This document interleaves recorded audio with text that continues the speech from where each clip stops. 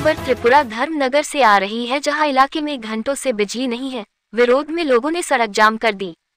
इलाके में घंटों बिजली नहीं रहती।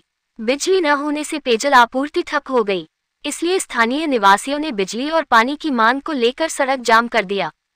घटना धर्मनगर परिषद के वार्ड 13 और 13 यानी कॉलेज रोड इलाके की है। स्थानीय लोगों की शिकायत है कि हल्की बारिश या तेज हवा के कारण पूरे इलाके में घंटों बिजली नहीं रहती है। बिजली की कमी আমাদের বিগত 3 দিন ধরে আমাদের কারেন্ট নেই, কিন্তু আমাদের 20 থেকে 30 মিটার দূরবর্তী যে বাসস্থানগুলি আছে ওদের কারেন্ট আছে, কিন্তু আমাদের গলিটা মেনলি 12 নম্বর 13 নম্বর ওয়ার্ডের কারেন্ট থাকে না। কোন জায়গায় এটা মিলনপথ কলেজ রোড। মেনলি আমাদের মানে কোনোরকম একটু মানে বৃষ্টির বাতাস দেওয়ার সাথে সাথেই আমাদের কারেন্টগুলো চলে যায়।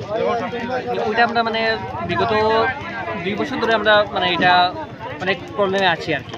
হ্যাঁ, আগে কমপ্লেন করেছি, কিন্তু তারা কোনো রেসপন্স দেয়নি।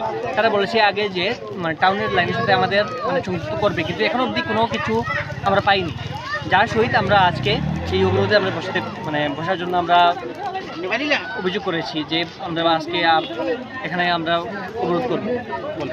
এখন কি কেউ এসেছে বা আশ্বাস দিয়েছে আপনাদের? আমার নাম চন্দন।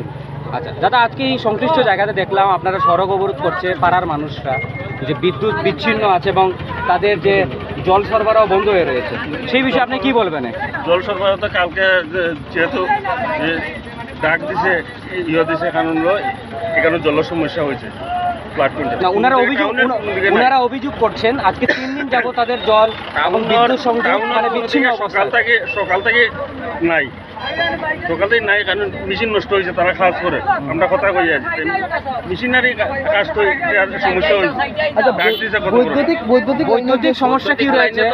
স্ট্রিট লাইট গুলো জ্বলছে, আমি একটু বলছি, স্ট্রিট লাইট গুলো জ্বলছে, কিন্তু তাদের এখন আমি যাচ্ছি জানার পরে আমি পাওয়ার জোরে না, ওনারা বলেছেন যে সংশ্লিষ্ট দপ্তরকে ওনারা নাকি অভিযোগ করেছেন, তারপরেও কোনো এই বিষয়ের